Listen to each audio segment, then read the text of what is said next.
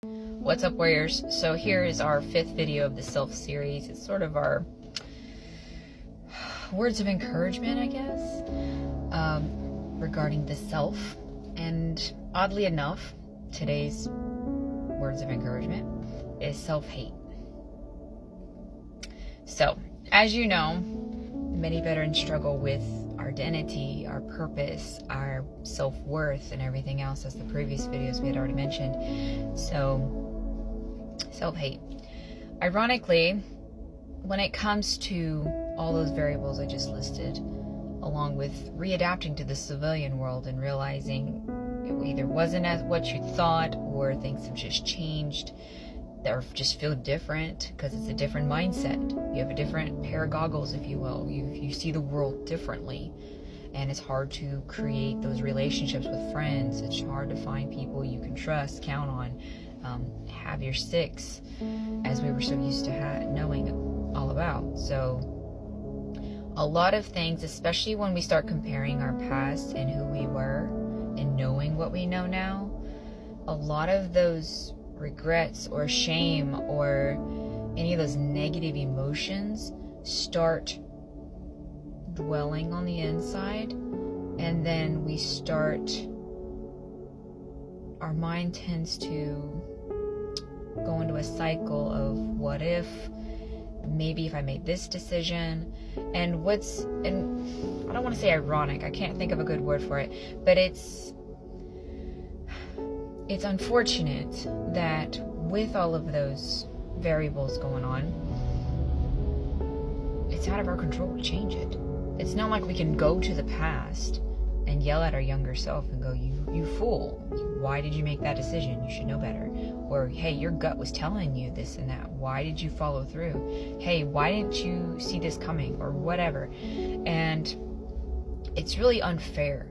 It really is. But our minds, some of us, especially when it comes to the anxious thoughts and insomnia sets in, and then delirium sets in, and God forbid you start including alcohol or drugs or anything that's, even excessive amounts of caffeine can also cause the brain to, your neurons are starting to fire off more quickly, and then you can't control your thoughts anymore.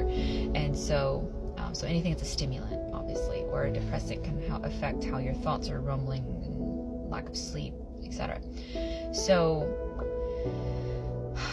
it's very easy to internalize a lot of our mistakes. And I know I'm very guilty of this one. I didn't know how I was going to make this video because I self-sabotage. It's one of my worst flaws.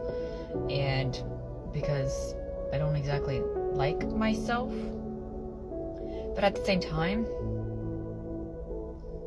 I'm not sure I'd want to be anyone else either. It's just life in general kind of is depressing to me, especially when people start talking about politics, trying to drag me down. I mean, I drag myself down too, but the problem is I self-sabotage. So even though I know something's wrong for me, I tend to do it anyway. So it's a battle with myself. So when it comes to self-hate, I understand outside looking in, you're like, how could one possibly hate oneself? Well, you gotta look at the different perspectives, which is exactly what fight is all about. It's about the different perspectives. You have to get on their level. People don't like reading fight because it's dark and depressing. Well, if you're serious about understanding mental health and how veterans perceive life after they get out of the military, you gotta get on their level. Why do so many veterans take their own life? Unfortunately, you have to get on their level to even get a smidgen of a glimpse of what they feel and think.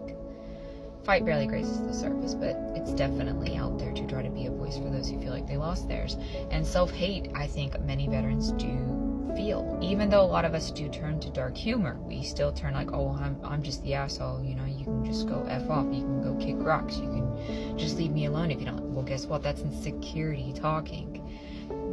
We really want to be loved and appreciated and seen for the good in us. Do some of us have quirks and maybe some flaws? Yeah, absolutely. That's what makes us all unique. But a lot of us hate ourselves, and then we start linking back into that self-worth mindset where I'm not worthy to be saved. I'm not worthy of someone being my friend or being in a relationship with me or, you know, anything like that. I don't deserve anything good in life. I don't deserve to laugh because of my mistakes.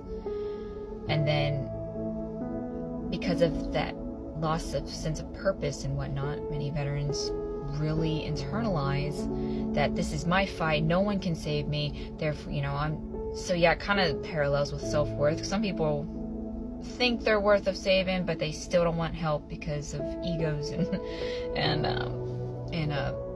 what's the word, stubbornness. So, which I can be pretty stubborn too, so I'm guilty of that too. Self-hate, though, is a big thing in the military because we internalize. A lot of us get very hard on ourselves because we had that high standard we were trying to meet all the time while wearing the uniform, but when you take it off, all of a sudden it's like, oh, it's a free-for-all. And a lot of us are like, good, I didn't want to wear that uniform anyway, I can wear what I want now. And even though you kind of have a sense of freedom, being where you want to be, dress how you want, it's still that, again, it's that transition processing phase where we're like, it's like a mourning process. It's a separation process where you can't, honestly, I don't even think you can have an actual class of getting out.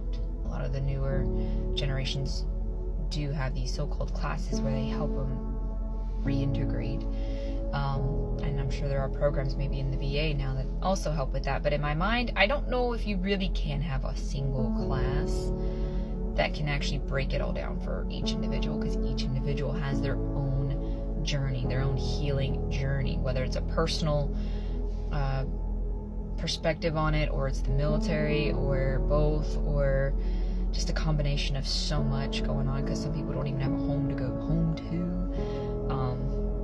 So there's a lot of variables involved. So when it comes to self-identity, self-worth, self-purpose, self-hate, self-love, self-hate, you're gonna have to acknowledge that, okay, I don't like these aspects about myself, but I'm not a terrible person. If someone needed me, I am dependable. I will be there. I encourage you today is, do you hold yourself accountable for your decisions? Whether it's a mistake, whether it's a simple choice throughout daily life, do you hold yourself accountable? What makes you happy in life? What makes you break out and dance? What makes you laugh? What makes you feel a sense of peace within you? Kicking back at the house, watching movies, playing an instrument, playing games on your Xbox or whatever they play nowadays. Everyone has flaws. We all make mistakes. But it doesn't mean that you don't deserve to live your life now while you can. What big dream do you have? What's stopping you? Is it you? Reach out if you need to ask for help. Even if it's not a really legit asking help, maybe you just need someone to listen, someone to listen to you. There are many of us out there willing to listen to you. I understand no one understands you. I get it. But there are people who have been down similar paths. Maybe y'all can relate. We are out here if you're willing to reach out, and especially any of these organizations, we can network. That's the beauty of networking. So I hope you can count at least 3 good things that happened today. Keep fighting the fight today. If you haven't checked out the fight series yet, please do. All links are at fightwithbetsyross.com. I'll pray for you. I'm here fighting for you, because I want to be a voice for those who feel like they lost theirs, because I don't think anyone should be fighting alone in the dark.